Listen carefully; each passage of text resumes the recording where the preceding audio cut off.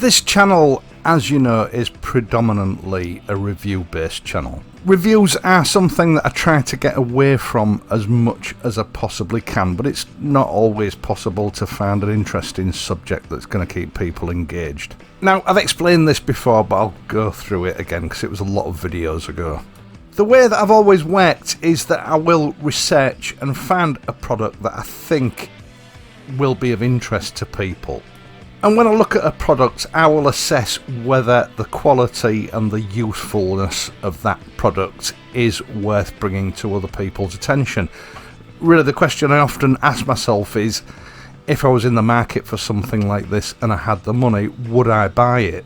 If the answer to that question is yes, I then approach the company that makes it or sells it to see whether they're prepared to allow me to have an example to make a review on. Some say no, some say yes, and those that do say yes send me an example of that product, and I then assess it to see whether it lives up to expectations.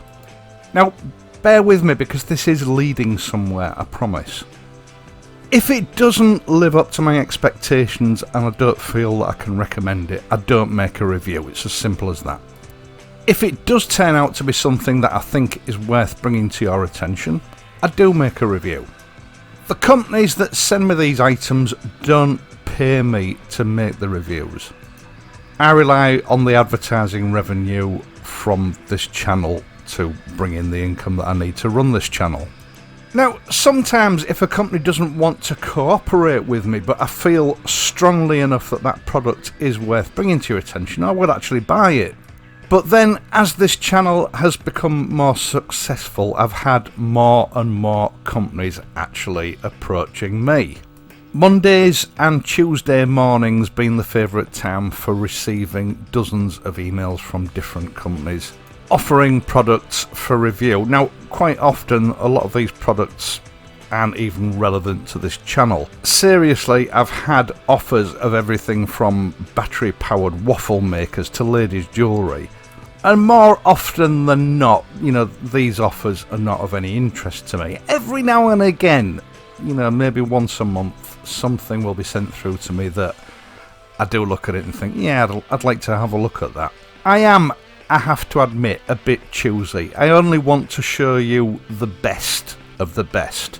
Now, about 2.5 years ago, I did my very first cleaning video, which is actually the video that you're watching now.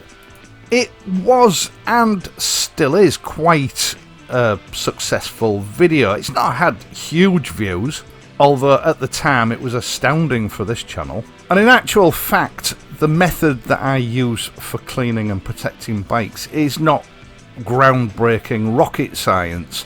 It's just a logical rationalisation of the cleaning and protection process that will give you the best results.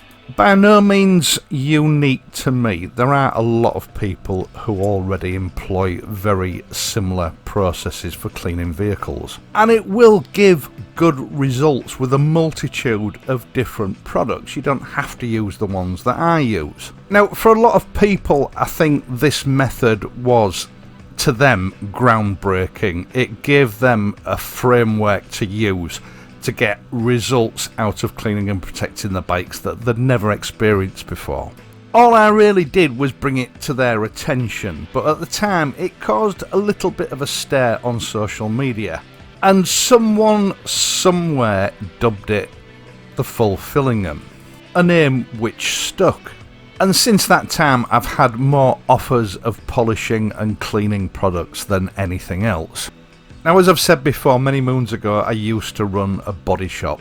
Every week reps would visit me from various different companies trying to sell me their polishes, their cleaning products, and of course every one of them would tell me that their polishes and cleaning products were the best. They would give me samples to try out, I would try them out. Some were okay, some were rubbish, some were adequate, and some were just overpriced sales gimmicks that didn't live up to what the manufacturer said they would do. Polishes and waxes are just like any other consumable product on the market. The manufacturers and the advertisers will tell you that they've reinvented the wheel. And just about every time without fail, when you take them at your word and you try it out, you find out all it really is just another wheel. I'm talking metaphorically there, obviously. Now, just before Christmas, I got a couple of emails from viewers warning me that there was a particular manufacturer of polishes that was using my name to sell their products.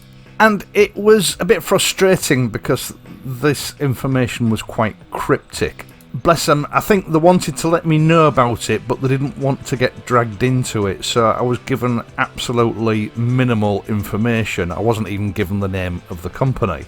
But one of these messages had a screenshot taken from this video that you're watching now. Now, having my work copied is something that happens quite regularly. It's something that I do have to keep my eyes open for. But a company sort of, stealing my work and using my reputation to sell products is another thing. I've not come across that before. And since Christmas, the story about this occurrence has really gained momentum. Now, the company in question is a company called Flowgenix. And since Christmas, I've had emails from people asking me for the link to the review that I did because they can't find it, but there obviously is a link between me and this company because they've seen the adverts. I've had people contacting me for advice because they can't quite get it to work as it does in the adverts, and maybe there's some knack to it that I can tell them. I've had people complaining to me that they've had a problem with this product, but Flowgenix doesn't respond to them when they email them, and can I get in touch with them and sort it out? And really, by the middle of this month, the whole thing had got out of hand. Now, the first time I was given this company's name about 2 months ago, it rang a bell. Flowgenix was one of those companies that did actually contact me and ask me to do a review on their products, I think round about last October time. Now, you get a feeling about some companies, and to me, something didn't feel right about Flowgenix, so I did a bit of digging at the time. I remember it quite well. Now, at the time, this seemed to me to be a fairly new company offering what they called revolutionary waterless cleaning and protecting products. My first port of call was the MSDS sheets, which by law you have to declare what the contents of your products are. And there was absolutely nothing remarkable about their products. They were pretty much the same as anyone else's similar sort of products. 95% water, so they're not waterless, they're just very expensive water products. And then a collection of various sort of protection, cleaning and water dispersant ingredients. There was nothing to suggest that it was a really bad product. What I'm saying is it was an average product. It was no different from 24 other similar products on the market made by other more reputable companies.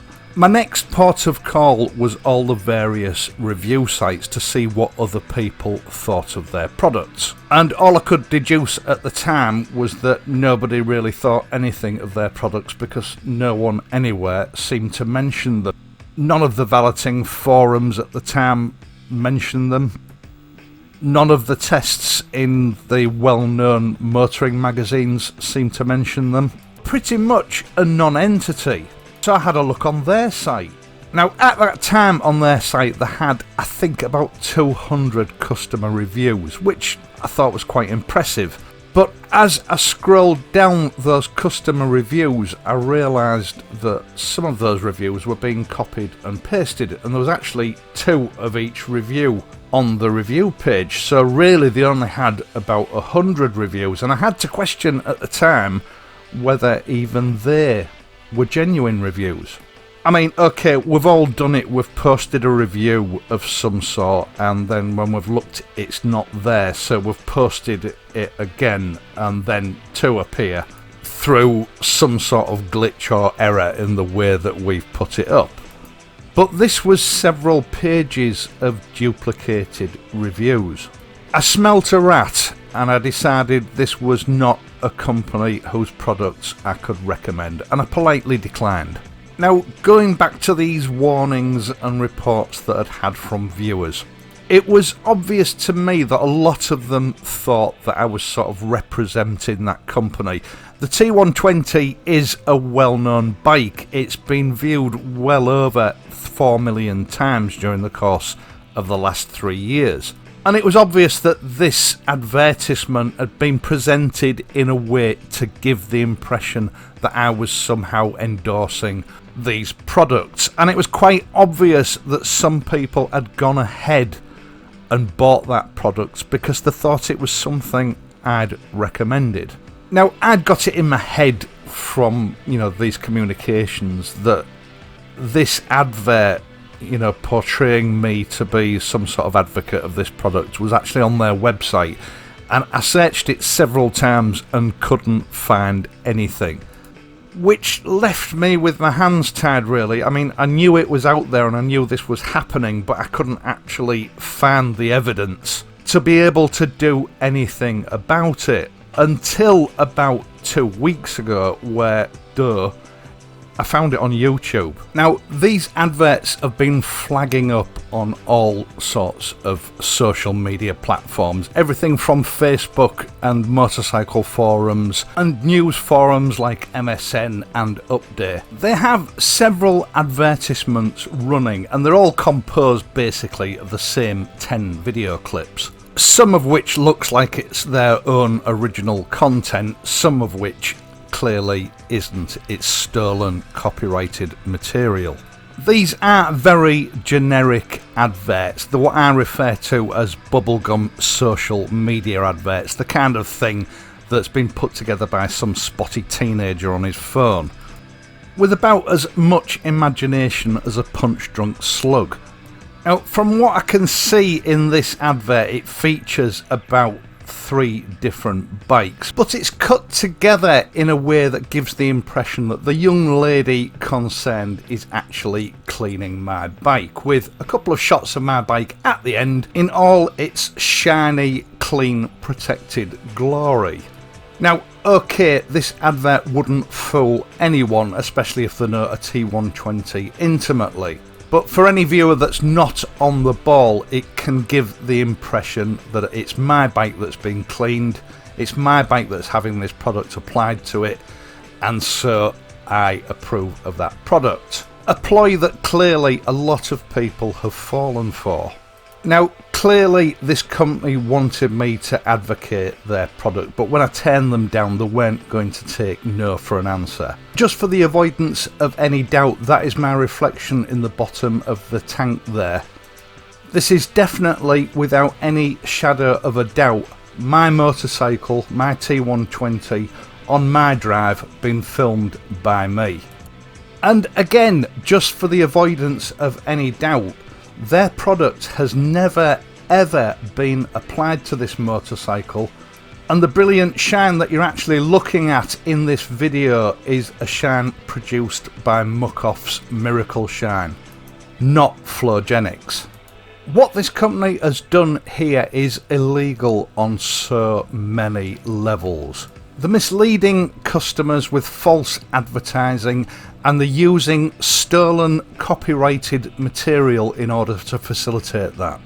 A clear indication that my feeling about this company, that it couldn't be trusted at the beginning, is vindicated. Now, I have contacted Flowgenix about this on several occasions. For the most part, they just ignored my communications. I did get one reply from them, where basically they denied all knowledge of what they've done and instructed me to start jumping through a series of hoops, writing to various different head offices in order to put my complaint in, to enable them to look into the matter. Now, I got very frustrated with this company in the end. I told them several times to take my copyrighted material down and stop using it. They've ignored it. Legally, there are things that I can do, but the things that I can't afford to do because litigation is extremely expensive and would take years. So the last communication to them was last Thursday, where I told them if they didn't take it down within 24 hours, I would publish an expose on what they've done. And that's what this video is. Now, it doesn't end here. Do you remember me telling you about those duplicated customer reviews? Since last October, the number of positive 5-star reviews on their website has increased to well over 3,000. Now, these people know that your average customer or prospective customer is probably only going to go through the first couple of pages of reviews. They're obviously very lazy people and they've got sloppy. They would have you believe that those reviews have jumped from a couple of hundred reviews, 5 months ago, 6 months ago, to well over 3,000 views today. But the truth is a little bit different. In actual fact, there are no additional reviews on this review page. And what they've actually done, once you get about 10 pages into their reviews, is they've just gone copy and paste crazy with as many as 10 duplicates of the same review on each page. Now, I didn't go right to the end of it, but I would imagine it's probably increased even further as you go through their review section. Now, if they're going to go to these sort of lengths to falsely represent how many positive customer reviews they've got, I think it is very reasonable to suspect that very probably few, if any, of these reviews are actually genuine in the first place. This is clearly just one huge sales scam. Now, to conclude this video, I have never used any Flowgenix product, nor do I endorse any of Flowgenix products. This is a company that, in my opinion, is dishonest and should not be trusted. If you go ahead and purchase any of their products, you do it off your own back, with advanced warning that you may be led up the garden path. I mean, you hear about this sort of thing, but you just couldn't make this up, could you? Now, the advert that kicked this all off using my copyrighted material is still up there at the moment. I will be putting a copyright claim in within the next 24 hours or so to have it taken down. I thought I would just hold off on that for now until I'd released the video, so that I couldn't be accused of sort of making this up and, you know, making it look like it had been done with some editing of my own. Something that I wouldn't put past a company like this. Right, once again, thank you so much for watching this video. I really do appreciate your views and the way that you support this channel. I hope that you found this video useful, informative. If you did, please leave a like and subscribe to this channel. If you do subscribe, be sure to hit the notification button so that you can be informed each time I upload a new video. I will, of course, be back on Friday, so until then, if you have to ride, ride safely, and I'll see you soon.